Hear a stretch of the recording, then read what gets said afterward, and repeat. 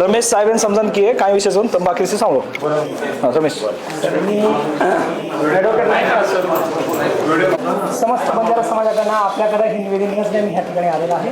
निवेदन अशा स्वरूपाचं आहे की जो बंजारा समाज होता स्वातंत्र्यापूर्वी व स्वातंत्र्यानंतर 1965 पर्यंत हा आदिवासी समाज म्हणून गणला जायचा.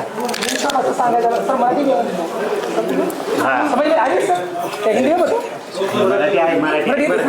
तर मग काय झालं सर, जेव्हा प्रांत रचना झाली म्हणजे आपलं रिस्ट्रिक्शन उडवलं राज्यांचं, त्यावेळेला आमच्या समाजामध्ये काही लोक एस टीमध्येच राहिले कंटिन्यू आणि काही लोकांना महाराष्ट्रातलं जी काही रिजर्वेशन मिळत होतं ते आदिवासी प्रमाणेच मिळत होतं. कदाचित आपल्याला माहीत असावं 1905 थाडे कमिटी जेव्हा नेमली होती त्या थाडे कमिटीनुसार आम्हाला आदिवासीचीच फॅसिलिटी देत होते, परंतु कालांतराने 1965 नंतर तो बंद करण्यात आलेला आहे. तर त्या विषय असा आहे की बाबा आमच्या सरकारला एवढीच मागणी आहे की आम्ही पहिल्यापासून आदिवासीच आहे आणि आत्ता पण आदिवासीच आहे, होतो आणि आहे आणि असणार देखील आहे. तर जर तुम्ही हैदराबाद गॅजेटचा जर एखादा अवलंब करून राज्य शासन एवढी मोठी भूमिका घेऊ शकते की आपल्या मराठा बांधवांना ती आरक्षण देऊ शकते किंवा तसंच आम्ही हैदराबाद गॅजेटबद्दल जरी बोलायचं झालं तर हैदराबाद गॅजेटमध्ये 1881 नंतर 1901, 1911, 1918, 1917, 1920, 1948 पर्यंत इन शॉर्ट असं सांगायचं आहे की निजामशाही आणि हैदराबादच्या पूर्ण गॅजेटमध्ये 1948 पर्यंत आम्ही आदिवासीच होतो. परंतु जर आपण एवढं मॅजिस्ट्रेट आहात, एस टी शब्द तेव्हा नव्हता हे मला पण माहीत आहे की according to constitution of India जेव्हा अप्लाय केला गेला 26 जानेवारी 1950 नंतरनं, तेव्हा एस टी हा शब्द आणला गेला. एस टी शब्द आणताना आर्टिकल 342 त्यांनी स्पष्ट सांगून टाकलेला आहे. मग जेव्हा देशाने कायदा अप्लाय झाला 1950ला तेव्हा राज्य सरकारने त्यांनी डायरेक्ट पॉवर दिले होते किंवा तुमच्या समाजामध्ये जे जे आदिवासी आहेत त्या लोकांना त्याच्यामध्ये ॲड करा. त्याच्यामध्ये आमचे लोक देखील ॲड झाले महाराष्ट्र राज्यामधलं, परंतु प्रांत रचना उठल्यानंतर आमचं तसंच राहिले. आणि जेणेकरून जर 1950ला कायदा दाखल झाला 342 नुसार आम्ही तर ऑलरेडी एस टीमध्ये होतो, पण आम्हाला एस टीमध्ये डेव्हलप झाला, परंतु आमचा समाज सर आज पण अशिक्षित आहे. त्याला आपण शुद्ध इंग्लिश शब्द वापरू लो लिटरसी आहे.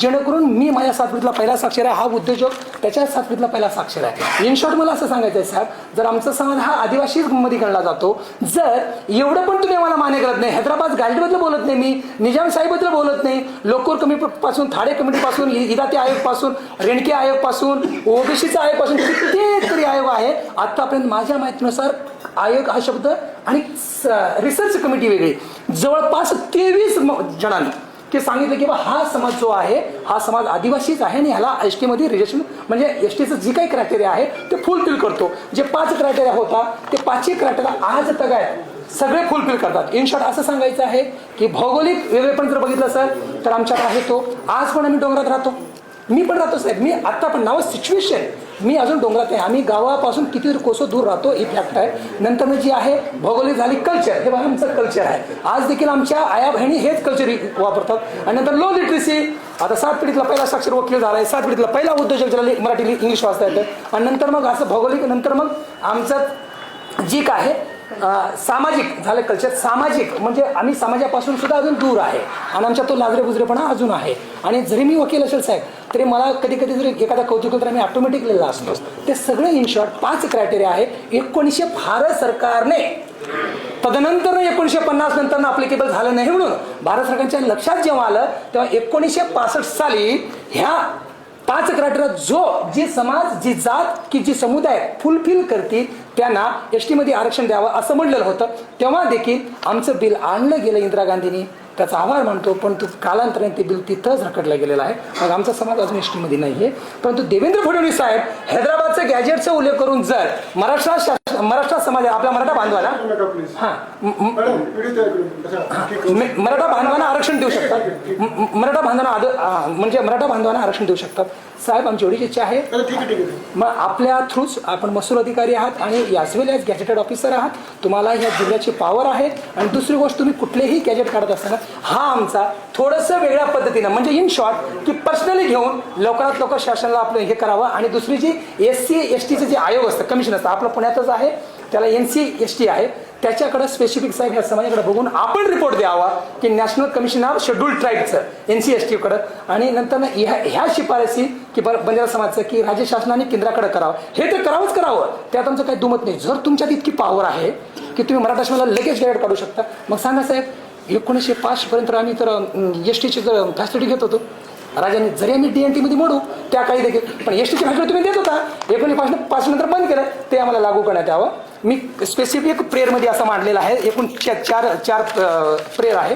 दुसरा प्रेयर असं आहे, जसं सारथी आहे, जसं आपलं बार्टी आहे, तसं वनाटी करण्यात यावं की हे प्रकरण आतापर्यंत प्रकट झालं. वनाटी म्हणजे वसंतराव नाईक महामंडळाचं तसं. आणि जो तिसरा आहे की बाबा जे आता आपण आमच्या समाजामध्ये काय झालं आहे माहिती आहे का, खरं सांगतो, हे डॉक्टर मॅडम ससूनच्या डीन आणि ते स्वतः रिझाईन दिलेलं आहे.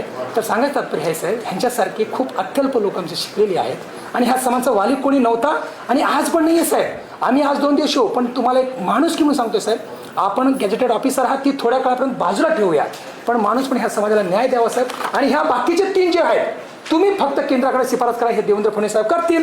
बाकीचे 3 ती तुझ्या राज्यातल्या अधिकारामध्ये मोडणाऱ्या फॅसिलिटी आहेत किंवा ती आरक्षण आहे किंवा ती हक्क अधिकार आहे, त्यांनी द्यावं. एवढीच ह्या निवेदनासाठी समस्त बंजारा समाज आणि बंजारा समाजाकडनं आपण जेवढे बोलवला त्याच्यापेक्षा कदाचित 1-2 जास्त आलेच साहेब. सर हा समाज ना सर प्रेमाने बोला ना सर, हा समाज जीव देतोय. पाहिजे तर आज रात्री जाऊन आपण गुगलवर याची सर्व करावं सर, बंजारा समाज काय होता सर. आज पण इतिहास आहे, प्रेमासाठी जीव दिलेला समाज एकमेव समाज आहे खरा बंजारा समाज. आणि हे सत्य आहे सर. राजापर्यंत मुघलापर्यंत सर, राजाला सुद्धा दिल्लीमध्ये मुघलांनी राजावर व्याजदर विश्वासू जात एकच आहे बंजारा. इन शॉर्ट अशी आहे सर. या सगळ्याच्या वतीने आमची हे आहे सर. आणि थोडं पर्सनली घ्यावं सर. इन शॉर्ट पर्सनली लेके सर, आप मुख्यमंत्री महोदय को जो कहना चाहते हो सर आप कर दीजिए सर. और सही में सर,